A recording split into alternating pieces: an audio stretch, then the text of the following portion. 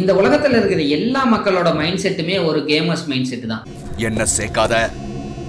அதை எப்படி சொல்றேன்னா, ஒரு ஜேர்னலிஸ்ட் ஒரு இடத்துல போயிட்டு சர்டன் குரூப் ஆஃப் பீப்புளை வச்சு ஒரு எக்ஸ்பெரிமெண்ட் பண்ணி பார்த்திருக்காரு. அது என்ன எக்ஸ்பெரிமெண்ட்னா, ஒவ்வொருத்தரையும் தனியா கூப்பிட்டு உங்களுக்கு நான் 2 ஆப்ஷன் தரேன். ஒன்னு, உங்களுக்கு டெய்லி நான் 1 லட்சம் ரூபாய் தருவேன், அதே மாதிரியே உங்க பக்கத்துல இருக்கவங்க எல்லாருக்குமே டெய்லி 50,000 ரூபாய் தருவேன் அப்படின்றது. அருமையான ஐடியா வரட்டா.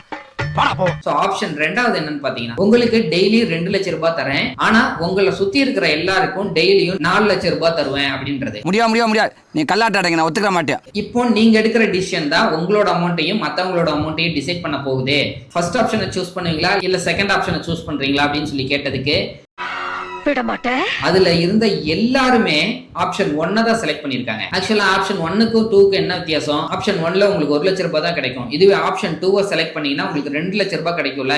ஏன் நீங்க ஆப்ஷன் 1 செலக்ட் பண்ணிருக்கீங்கன்னு சொல்லி எல்லார்கிட்டயுமே செக் பண்ணிருக்காங்க. இங்க ஹியூமன் பிரெயின் எப்படி திங்க் பண்ணிருக்குன்னு பாத்தீங்கன்னா, நம்ம ரிச்சா இருக்கிறோன்றது நம்ம கிட்ட இருக்கிற பணத்தை வச்சு இல்ல, நம்மளை சுத்தி இருக்கவங்களை பொறுத்து தான் இருக்கு. நம்ம கிட்ட இருக்கிற அளவுக்கு பணம் அவங்க கிட்ட இல்லாம இருந்தாவே நம்ம ரிச்சா தான் தெரியும் அப்படின்ற மைண்ட் செட் தான் கேமர்ஸ் மைண்ட் செட். சோ இதை பேஸ் பண்ணி தான் 2 லட்சம் ரூபாய் நமக்கு டெய்லியும் வருது. அது 1 லட்சத்தை விட அதிகமா இருந்தாலும் நம்மளை சுத்தி இருக்கவங்களுக்கு நம்மளை விட அதிகமா பணம் கிடைக்குது அப்படின்றது அவங்களோட மைண்ட்ல ரொம்ப ஹிட் ஆயிட்டே இருந்தது. அவங்களுக்கு 4 லட்சம் கிடைக்க கூடாது, 50,000 ரூபாய் கிடைச்சா போதும், அதனால நமக்கு 1 லட்சம் கம்மியா கிடைச்சா கூட போதும் அப்படின்றதுனால எல்லாருமே ஆப்ஷன் 1 தான் செலக்ட் பண்ணிருக்காங்க. இது மக்கள் மேல இருக்க தப்பா அப்படின்னு கேட்டீங்கன்னா கிடையாது. இந்த சொசைட்டி டிசைன் பண்ணி இருக்கிறதுனால நம்ம மைண்ட்ல ஏற்பட்டிருக்க ஒரு எஃபெக்ட், அவ்வளவுதான். புரிஞ்சிருக்கும்னு நினைக்கிறேன். அப்புறம் நாளைக்கு பார்க்கலாம்.